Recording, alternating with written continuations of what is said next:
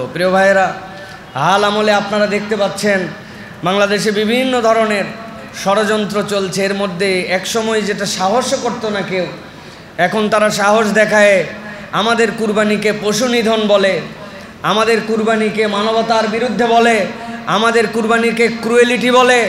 তারা হাতে করে তলোয়ার নিয়ে, তারা হাতে করে বিভিন্ন ধরনের অস্ত্র নিয়ে তারা যখন শোভাযাত্রা করে সেটা হয় ধর্মীয় অনুষঙ্গ। আর মুসলমান যখন কুরবানি দেয় অথবা কুরবানির সময় যে হাতের মধ্যে মুসলমানদের জবেহ করার জন্য যে অস্ত্র লাগে ওইটা দেখলে তাদের কাছে সন্ত্রাসীর গন্ধ খুঁজে পায়। এর দ্বারা বোঝা যায় এই দেশের বিপক্ষে, আমাদের সংস্কৃতির বিপক্ষে, ইসলামের বিপক্ষে একদল লোক তলে তলে ক্রিয়াশীল, ঠিক কিনা? অতএব প্রিয় ভাইয়েরা, এই বিষয়গুলো আমাদের হৃদয়ের মধ্যে ধারণ করতে হবে। যেই সমাজে যেই কথা প্রচলন থাকে, মুসলিম যুবকরা অনেক সময় প্রভাবিত হয়ে সেই কথার সাথে নিজেদেরকে সম্পৃক্ত করে ফেলে। অথচ একটা কথা সব সময়, সব জায়গায়, সর্বক্ষণে হৃদয়ের মধ্যে গেঁথে রাখবেন ইমানদার মাত্র, ইসলামের কোনো উৎসব নিরেট ভোগের নয়। ইসলামের প্রতিটা উৎসব হচ্ছে আল্লাহর পক্ষ থেকে দেওয়া ত্যাগের উৎসব। ইসলামে ভোগের উৎসব নয়, ইসলাম আপনাকে ত্যাগের উৎসব শিখিয়েছে। মুসলমান যাবে ঈদ করার জন্য, ওই ঈদের আগে আল্লাহ রসুল সাল্লাল্লাহু বলছেন আগে আদায় করে দাও ফিতরা, কেননা তোমার আনন্দের সাথে সে যেন ভাগিদার হতে পারে। মুসলমান আনন্দ করবে কুরবানিতে, কুরবানির পশু জবে করার পরে একমাত্র আল্লাহর পক্ষ থেকে ইবাদত, যেটা আল্লাহর জন্য করে দেওয়ার পরেও আল্লাহ পুরোটা বান্দাকে দিয়ে দেন। পৃথিবীতে আর কোনো ইবাদত নাই, পুরোটা আল্লাহর জন্য করেছেন, আল্লাহ আবার তৎক্ষণাৎ আপনাকে পুরোটা হাদিয়া করে দিয়েছেন। আল্লাহর জন্য পশু কুরবানি করেছেন, পশু আপনার, কিন্তু নিরেট আপনার কেবল খাওয়ার নয়, এটা দ্বারা সমাজের সকল স্তরের মধ্যে ভালোবাসা ছড়ায় দেওয়ার জন্য এই বিধান। অতএব ইসলামের কোনো বিধান কেবলমাত্র ভোগের নয়, ইসলামের বিধান হচ্ছে ত্যাগের বিধান, ঠিক কিনা? এই জন্য আল্লাহ রাব্বুল আলামিন কুরবানির বিধিবিধান আমাদেরকে জানিয়েছেন। কুরবানি কিভাবে আসলো? সূরা সাফফাত, সংক্ষিপ্ত কথা, দীর্ঘ আলোচনা আজকে। সূরা সাফফাতের মধ্যে আল্লাহ রাব্বুল আলামিনের একটা বর্ণনা দিয়েছেন। আল্লাহ রাব্বুল আলামিন কোরআনুল কারীমের মধ্যে বলছেন তার একজন পয়গম্বর ছিলেন, যে ইতিহাস সকলেই জানি আমরা, ইব্রাহিম আলাইহিস সালাম। সেই ইব্রাহিম আলাইহিস সালামকে আল্লাহ একটা সন্তান দিলেন। এই সন্তান দেওয়ার পরে আল্লাহ রাব্বুল আলামিন তার উপরে কঠিন কঠিন পরীক্ষা নিলেন। পরীক্ষা নম্বর 1 ছিল তার মাকে সহ, হাজেরাকে সহ। আল্লাহ রাব্বুল আলামিন বললেন আপনি একে রেখে দিয়ে আসেন খানায় কাবা, তখনও নির্মাণ হয় নাই, কিন্তু জাজিরাতুল আরবের এই জায়গাটাতে তাকে রেখে আসেন। তাকে রেখে আসা হলো, সেখানে পানি নাই, নিরেট মরুভূমি। হাজের আলাইহিস সালাম একটা কথাই জিজ্ঞাসা করেছিলেন যে আপনি আমার দিকে মুখও ফিরান না, তাকানো না। আমি আপনাকে জিজ্ঞাসা করেছি আপনি কি সারার সাথে পরামর্শ করে অথবা আমার কোনো আচরণে রাগ করে অথবা আপনার ব্যক্তিগত সিদ্ধান্তে আমাকে রেখে যান? শেষ পর্যন্ত ইব্রাহিম আলাইহিস সালাম বলেছেন না, এগুলার একটিও নয়, আমার আল্লাহ বলেছেন এই জন্য তোমাকে এখানে রেখে যাচ্ছি। হাজের আলাইহিস সালাম ওই সময় বলেছিলেন হাসবি আল্লাহু লা ইলাহা ইল্লাহু আলাইহি তাওয়াক্কালতু, তাইলে আমার কোনো চিন্তা নাই, আপনি এখন আসতে পারেন। যেই আল্লাহর নির্দেশে রেখে গেছেন ওই আল্লাহর ফায়সালা কি, আমি তার উপরে সন্তুষ্ট আছি। সুবহানাল্লাহ। সুবহানাল্লাহ বলা সহজ, পরীক্ষাও সহজ, কিন্তু আপনাকে যদি বলা হয় এই যে 250 গ্রাম পানি দেওয়া হলো, আগামী 3 দিন এইটুকু দিয়ে খাওয়া লাগবে, এইটুকু দিয়ে বাকি কাজ সারা লাগবে, তখন সুবহানাল্লাহর একটা ছোট্ট পরীক্ষা হয়ে যাবে। নিজেদের উপর নিজেরা নির্ধারণ করে নেবেন 1 লিটার পানি, এই পানি দিয়ে আমি 3 দিন চলতে হবে, এটাই খাওয়া, এটাই শৌচ কাজ সারা, এটা দিয়ে আমার সব। 3 দিনের জন্য পরীক্ষা। বাড়িতে যায় এটা পরীক্ষা করে যদি মুখ দিয়ে আলহামদুলিল্লাহ বের হয়, আর যদি বুঝতে পারেন এর উপর টিকে থাকতে পারবেন, তখন বুঝতে পারবেন হাজেরা আলাইহিস সালামের শুকরগুজারির 1%, কেননা তার থেকে বড় তার বিপদ ছিল। তার সাথে একটা সদ্য ভূমিষ্ঠ শিশু, সেই শিশু বড় হলো। আল্লাহ রাব্বুল আলামিন ইব্রাহিম আলাইহিস সালামকে স্বপ্নে দেখান, আপনার সবচেয়ে প্রিয় জিনিসকে উৎসর্গ করেন। 100 উট দিছেন, আবার দিছেন, আবার দিছেন, হয় নাই। পরে বুঝছেন যে আমার হৃদয়ের টুকরা তো এইগুলো না, আমার হৃদয়ের টুকরা না ইসমাইল। আল্লাহ ইশারা দিচ্ছেন ইসমাইলকে জবাই করো। আল্লাহ রাব্বুল আলামিন কোরআনুল কারীমের মধ্যে বলছেন এই ঘটনা যখন ইব্রাহিম আলাইহিস সালাম ইসমাইল আলাইহিস সালামের কাছে বর্ণনা করলেন, আল্লাহ কোরআনে উল্লেখ করে জানাচ্ছেন কেমন পিতার কেমন তার সন্তান। কিয়ামত পর্যন্ত মানুষের জন্য আল্লাহ রব্বুল আমিনের মধ্যে বার্তা ঢুকায় দিলেন। আল্লাহ বলছেন যখন তাকে জানানো হলো, ইসমাইল নিজেই বলল কোনো টেনশন করবেন না, রব্বুল আলামিন আপনাকে যে নির্দেশনা দিয়েছেন এই নির্দেশনা বাস্তবায়ন করেন, আপনি নিশ্চয় আমাকে দেখতে পাবেন, আমি আল্লাহর একজন সবরকারী বান্দা। আল্লাহ রব্বুল আমিন বলছেন ওই নির্দেশ বাস্তবায়ন করার জন্য ফালাম্মা বালাগা মাউস সা'য়া ক্বালা ইয়া বুনাইয়া ইন্নী আরা ফিল মানাম, ও আমার সন্তান তুমি এখন হাঁটা চলার উপযুক্ত হয়েছো, তুমি এখন চলতে পারো, এমন বুঝ হয়েছে যেই বুঝের দ্বারা তুমি সত্য মিথ্যা নির্ণয় করতে পারো। তোমাকে আমার পক্ষ থেকে কোনো অগ্রিম বুঝ দিয়ে তোমাকে নিয়ে যাচ্ছি না, জেনে শুনেই তোমাকে বলছি। আমি দেখেছি স্বপ্নের মধ্যে যে আমি তোমাকে জবাই করছি। এক মুহূর্ত দেরি করেন নাই, ইসমাইল আলাইহিস সালাম ডান বাম কিছুই বলেন নাই। মানুষ আবার আল্লাহ রাব্বুল আমিন জবাই করতে বলে নাকি? আপনার নিশ্চয় পেট গরম হয়েছিল জন্য বাজে স্বপ্ন দেখছেন, আরেকদিন স্বপ্ন দেখেন, তারপরে দেখা যাবে, বললেই হলো নাকি? আল্লাহ রাব্বুল আমিন বলছেন এমন এক সন্তান আমি ইব্রাহিমকে দিয়েছিলাম। শুনতে দেরি, এক সেকেন্ড দেরি না করে বলছে ফানজুর মাযা তারা, ও আমার পিতা আপনি যা দেখেছেন দেরি করেন না, আল্লাহর দেখানোটাকে আপনি বাস্তবায়ন করে ফেলেন। আল্লাহ রাব্বুল আমিন বলছেন قال يا أبت افعل ما تؤمر ستجدني إن شاء الله من الصابرين।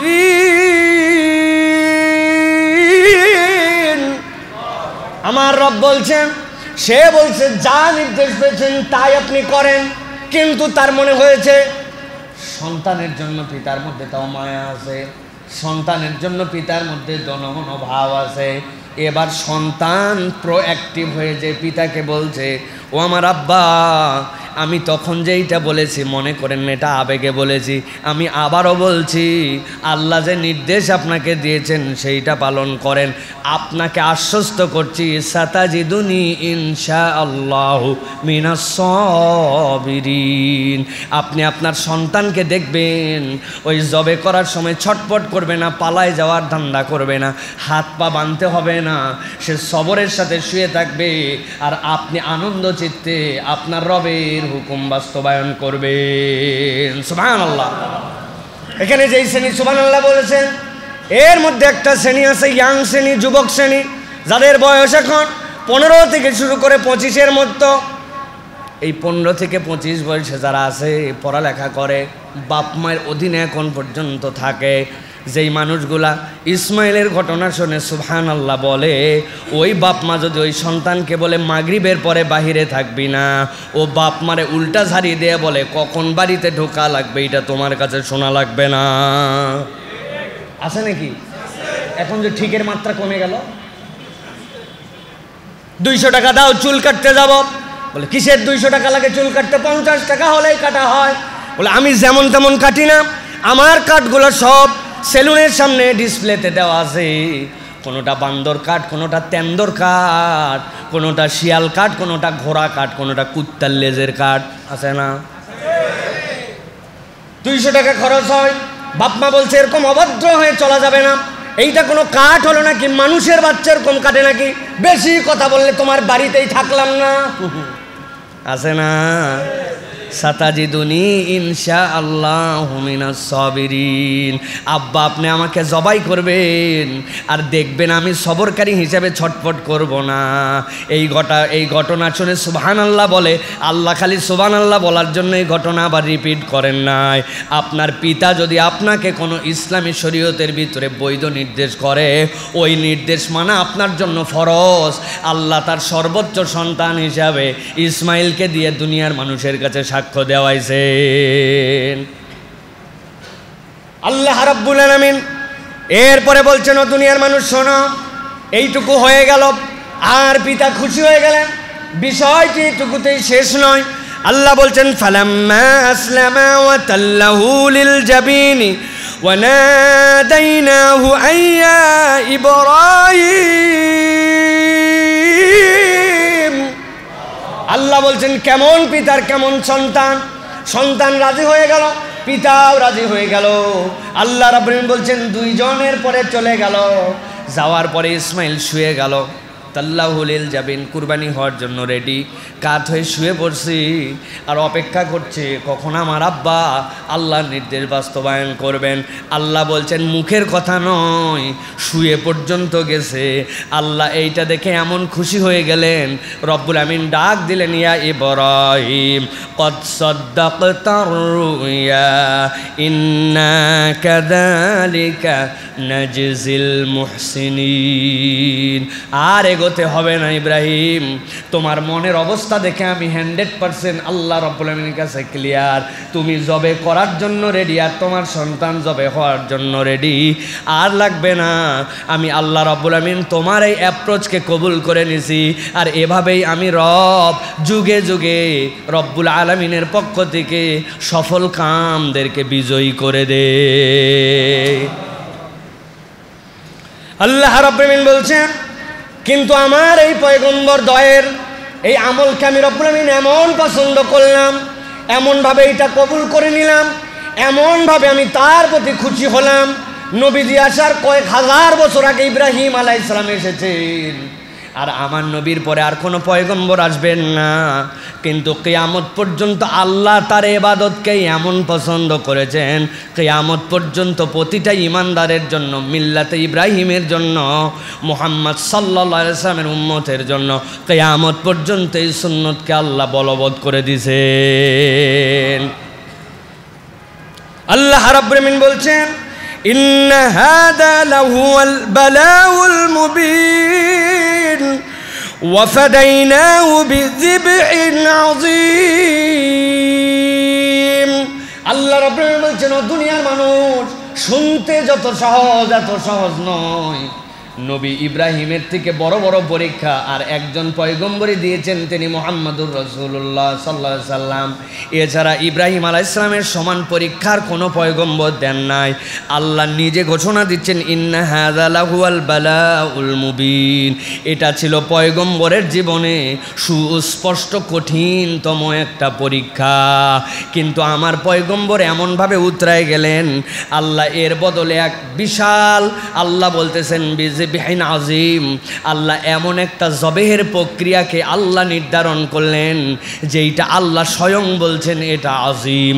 তার মানে ইব্রাহিমের এইটাকে কবুল করে আল্লাহ এমন সুন্নাত দিলেন যেইটা কিয়ামত হওয়া পর্যন্ত বলবৎ থাকবে। সুবহানাল্লাহ।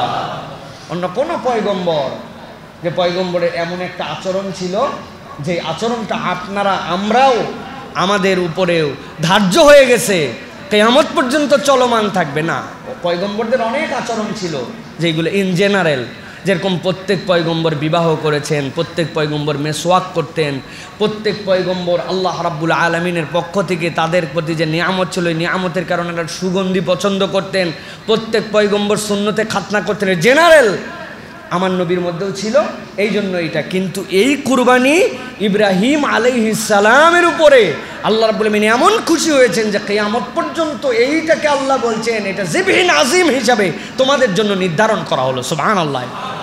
এর আগে কুরবানি কঠিন ছিল, উম্মতে মুহাম্মদের জন্য এটা সহজ হয়ে গেছে। ইব্রাহিম আলাইহিস সালাম থেকে এটা আমাদের জন্য সহজ হয়েছে, কেননা আল্লাহ রাব্বুল আলামিন ইব্রাহিম আলাইহিস সালামের মনের প্রস্তুতিকেই কবুল করে নিছেন।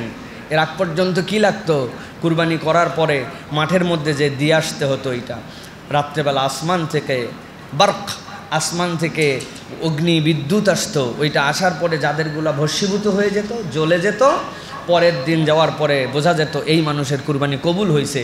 আর যেইগুলা মাছি লেগে যেত, গন্ধ হয়ে যেত মাঠে, ওইগুলা দেখে মানুষ বুঝে ফেলতো এটা কার কুরবানি, তারটা কবুল হয় নাই। আল্লাহ রাব্বুল আমিন এই বিধান রাখলে বাংলাদেশ দুর্গন্ধে শেষ হয়ে যেত, কারণ আমাদের কারোটাই কবুল হইতো না। ঠিক না ভাই? উপরে উপরে বিরাট হাজি সাহেব পাজি সাহেব ভাব নিয়ে আছে, কিন্তু উনার মাল যে হারাম সাহেব এটা তো আমি জানি না, কিন্তু উনার কামাই হারাম, চলা হারাম, পোশাক হারাম, এরকম লোক আছে না ভাই আমাদের? মসজিদে আবার দান করে, মোটামুটি অঙ্ক দান করে, কিন্তু বান্দার হকের সাথে কোনো সংশ্লিষ্ট নাই। টাউটামি, ভাট্টামি, 2 নম্বরই, এইগুলো আমাদের সমাজে এখন, এটা হচ্ছে আমাদের সমাজের একটা এটিকেট কালচার, একটা উন্নত একটা কালচার। তো আমাদের ওই সিস্টেমের কুরবানি থাকলে পুরা ময়দান অন্ধকার হয়ে যেত। ঠিক না ভাই? আল্লাহ রাব্বুল আলামিন এই দয়া আমাদের প্রতি করলেন। অতএব প্রিয় ভাইরা, এই যে কুরবানি, এই যে কুরবানির বিধান, এটা আল্লাহ রাব্বুল আলামিনের দেওয়া আমাদের জন্য অত্যন্ত গুরুত্বপূর্ণ একটা ইবাদত। এটাকে ছোট মনে করবেন না।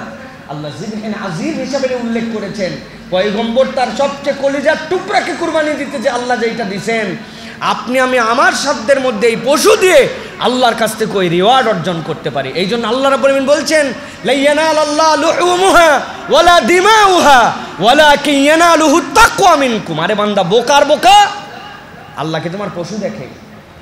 আল্লাহ কি তোমার রক্ত দেখে? আল্লাহ কি তোমার গোশত নেয়? নেয় না তো। রব্বুল আমিন কিছুই দেখেন না, আর তুমি মনে করতেছো যে তুমি এইটা দেখাই আল্লাহকে কবুল করাবে। না, আল্লাহ তোমার অন্তর দেখবেন। আপনি কেনার সময় আপনার অন্তরের হালত কি ছিল, আল্লাহ বলছেন ওই সময় তো তোমার কুরবানি কবুল হয়ে যায়।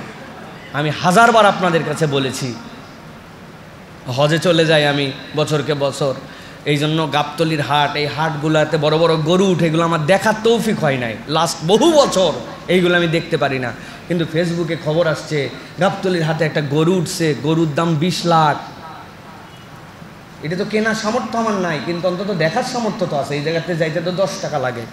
চিন্তা করলাম দেশে থাকলে এটা দেখতাম। পরে শুনে 18 লক্ষ টাকা দিয়ে বিক্রি হয়, 50,000 টাকা দিয়ে একটা ট্রাক ভাড়া করে গুলশানে নিয়ে গেছে। আমি মাঝে মাঝে বলি, ওই দিনই একটা লোক গাবতলির হাটে আসছে, কোমরে গামছা বান্ধা, ভ্যান চালক, 1 বছর আগে নিয়ত করছে যে আমি একটা কুরবানি দিব। সারা বছর জড়ো করে 10,500 টাকা 10,000 টাকা ম্যানেজ করছে। যাইয়ে যখন বিকালে গেছে হাটে, যাইয়ে দেখে ছাগল 10,000 টাকায় হয়, কিন্তু এটাকে ছাগল বলে না, ওটাকে মরা ছাগল বলে। বেচারি যা তবিল আছে তাই, কি করবে বেচারি, কষ্ট মষ্ট করে ওই 10,500 টাকা দিয়েই কোনোরকম একটা ছাগল কিনে কোমরের গামছা করে উপর দিয়ে ঢাকায় নিছে, যাতে মানুষজন বলতে না পারে মরাটা কোথার থেকে ধরে আনলি। বেচারি এই 10,500 টাকা ছাগল নিয়ে কুরবানির দিন ধরেন কুরবানি দিয়ে দিছে। আর একজন 18 লক্ষ টাকা দামের গরু 50,000 টাকার গাড়ি ভাড়া করে নিয়ে গেছে। কুরবানির দিন সকালবেলা রব্বুল আলামিন পাঠায় দিছে ফেরেশতাদেরকে, আগে গুলশানে 18 লক্ষ টাকার কারবার, 50,000 টাকা ভাড়া, তাই তো না ভাই? রব্বুল আলামিন দুটাই কবুল করে নিতে পারেন। আল্লাহ এই জন্য বলছেন, লা ইয়ানালাল্লাহু লুহুমুহা ওয়ালা দিমাউহা ওয়ালাকিন ইয়ানালুহুত তাকওয়া মিনকুম। আল্লাহ না তোমার অন্তর দেখবে, তুমি পশুর সাইজ দিয়ে কি করবে, তুমি লোক দেখানো কারবার দিয়ে কি করবে, তোমার অন্তর দেখে আল্লাহ রাব্বুল আলামিন যেরকম বলেছিলেন ইব্রাহিমকে, ইয়া ইব্রাহিম থামেন, কল সাদ্দাক্তার রুইয়া, আপনি আপনার স্বপ্নকে সত্য করে ফেলছেন, আর তলোয়ার চালানো লাগবে না। তার আগে আল্লাহ কবুল করছেন। আল্লাহ বলছেন কিয়ামত পর্যন্ত যেই বান্দা অন্তর থেকে এটা হালাল রিজিক দিয়ে আল্লাহর জন্য উৎসর্গ করবে, ওর জবাই দেওয়ার আগে কেনার দিনে আল্লাহ কবুল করে নিতে পারেন। সুবহানাল্লাহ। এই জন্য লোক দেখানো কারবারের মধ্যে নাই। হাজি সাহেব দিচ্ছে 1.5 লক্ষ টাকা দামের, আমি কি কম তা হাজি নাকি? আমি 1,20,000 দিলে কুলাইব? 2 লাখ কিনা ফেলা, দরকার পড়লে ঋণ করে কিন, সুদে ঋণ করে কুরবানি দেয় দেখানোর জন্য। আছে না ভাই? ঢাকায় বাসায় কি জন্য বললাম, আমগো মহল্লা তো কুটি মহল্লা না, এই জায়গাগুলো চলে, আমরা জানি। আল্লাহ রাব্বুল আমিন আমাদেরকে বোঝার তৌফিক দান করেন।